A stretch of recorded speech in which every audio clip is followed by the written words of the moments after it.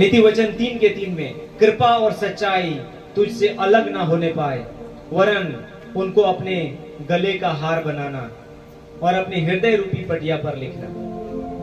कृपा और सच्चाई, परमेश्वर ने आपके अंदर में कृपा भरी है, परमेश्वर ने आपके अंदर में सच्चाई डाली है, वो कभी भी आपके जीवन से हटने ना पाए। परिस्थिति कई बार आपके पक्ष में नहीं होती है, सच्चाई से हटने जैसी स्थिति हो जाती है, लेकिन ऐसे घड़ी में भी परमेश्वर की सच्चाई जो उसने आपके अंदर में डाली है वो बनी रहनी चाहिए और उसको अपने गले का हार बना करके रखना है और अपने हृदय रूपी पटिया पर लिखना है।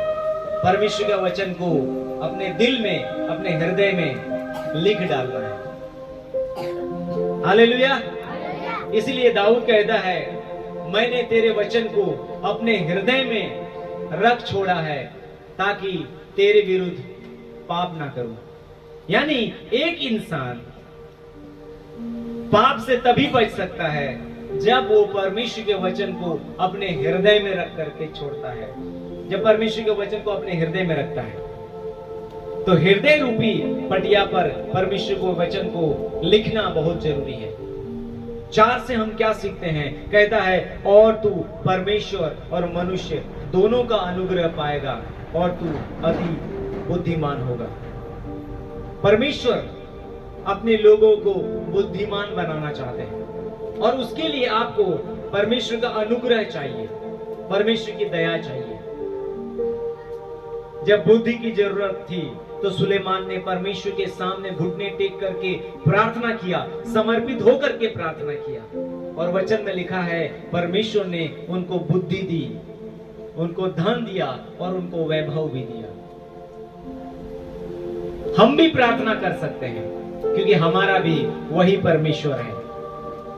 दोनों का अनुग्रह में हमें बढ़ने की जरूरत है। मनुष्य हमारे लिए दुआ करें, परमेश्वर की दया हम पर बना रहे। कहता है ऐसा कर कर हम अति बुद्धिमान होंगे। हालेलुया। 5 में कहता है, तू अपनी समझ का सहारा ना लेना, वरन संपूर्ण मन से यहोवा पर भरोसा रखना। आइए हम जोरदार ताली बजा करके परमेश्वर को धन्यवाद करेंगे। मेरे पीछे पीछे कहिए, तू अपनी समझ का सहारा ना लेना,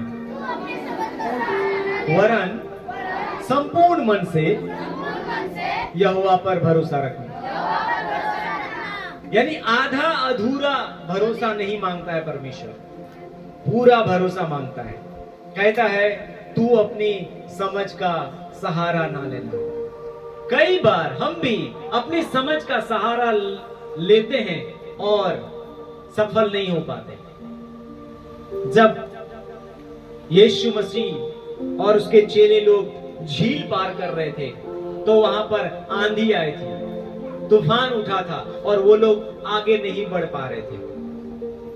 हालांकि चेले मछुआरे थे, लेकिन उनका बुद्धि काम नहीं आ रहा है, उनकी ताकत काम नहीं आ रही है और उनको समझ में नहीं आ रहा है कि वो क्या करें। वो अपने समझ का सहारा लेकर के उस झील को पार करने का प्रयास कर रहे हैं, उस नदी को पार करने का प्रयास कर रहे हैं, लेकिन वो कर नहीं पा रहे हैं। अपनी समझ का सहारा ले रहे हैं लेकिन उनका समझ काम नहीं आया। आखिरी में यीशु मसीह ने उनकी मदद की और उन्हें बाहर निकाला। कहता है तू अपनी समझ का सहारा ना लेना, वरन संपूर्ण मन से यहोवा पर भरोसा रखना। यीशु